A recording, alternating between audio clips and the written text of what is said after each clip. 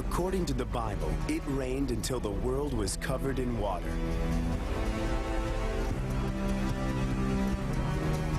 Such a catastrophe should have left evidence all over the planet, in the form of uniform marine sediments spread across the Earth and the ocean floor. But is there any proof of a devastating global flood?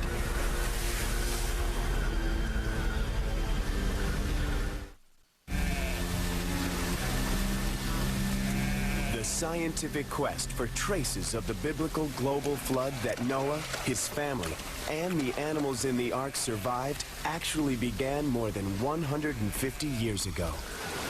But geologist Ian Plimer, after searching across continents, sometimes in the most extreme weather conditions, has found very little evidence.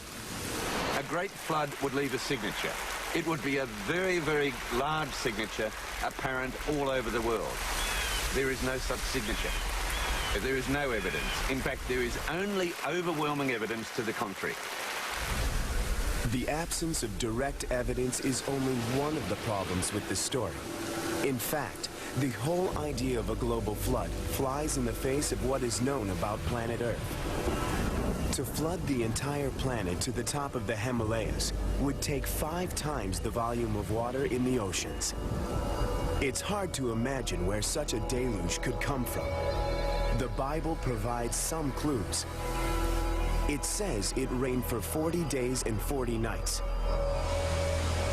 But even non-stop, that's not enough.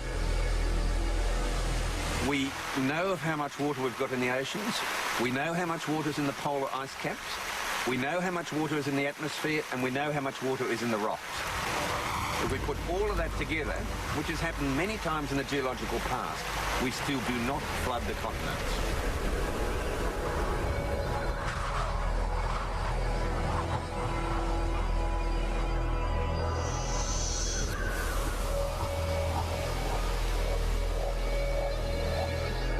If rainfall couldn't deliver enough water, what could? The Bible offers one more possibility. Deep springs.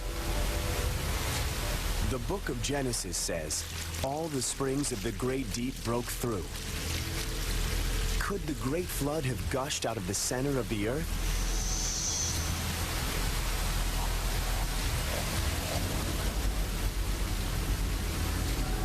It's an impossibility to have that much amount of water coming out from springs, fountains, or geysers.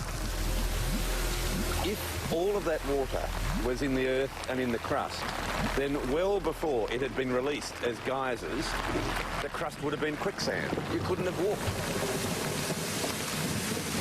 Even if the flood had been caused by a miracle, Noah, his family, and the animals would have had further problems. The amount of water it takes to flood the planet would have changed the Earth's atmosphere.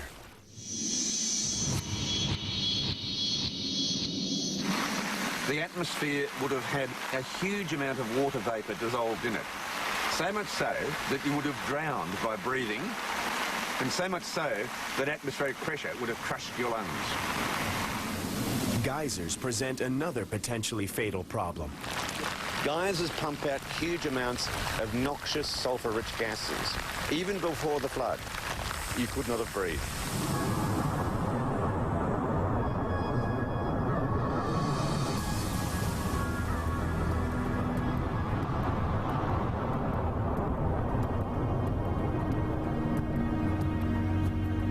If nothing on Earth could cause the flood, how about something from space?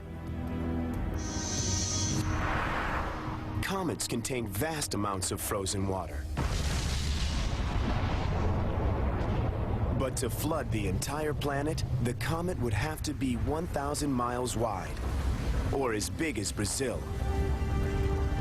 If a comet that size hit the Earth, not many people would live to worry about a flood. Comets carry water. They are dirty ice. As they come into the atmosphere, they explode. There are massive shock waves. Massive areas of forest wiped out. Huge extinctions of life from a comet. This devastating impact would force the temperature of the atmosphere to rise to 12,000 degrees Fahrenheit. Hotter than the surface of the sun.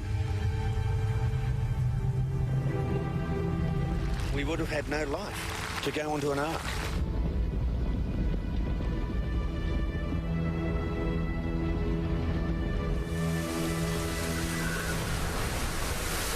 End of story? Not quite.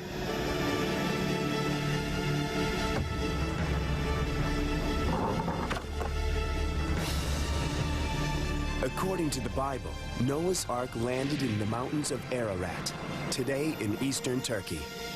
The earth was revealed at last, and the animals disembarked after months below decks to repopulate the world. So, are there any remains of the Ark? The problem is that the evidence, wood, rots in a matter of centuries.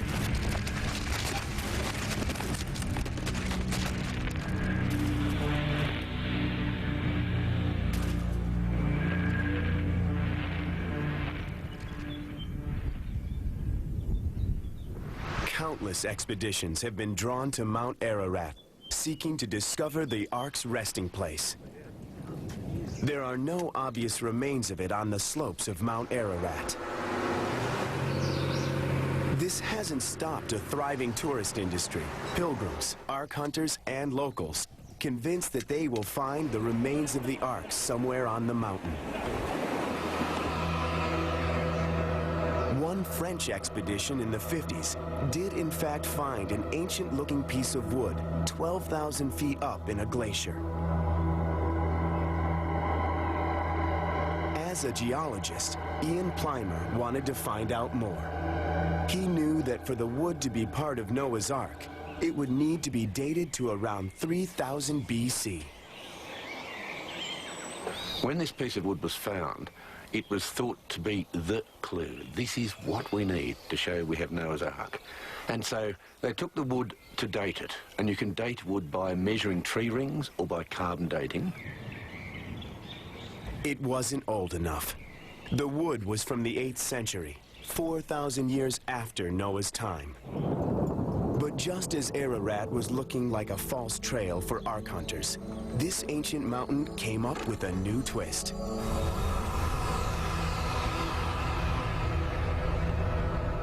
In 1949, U.S. Air Force planes photographed the summit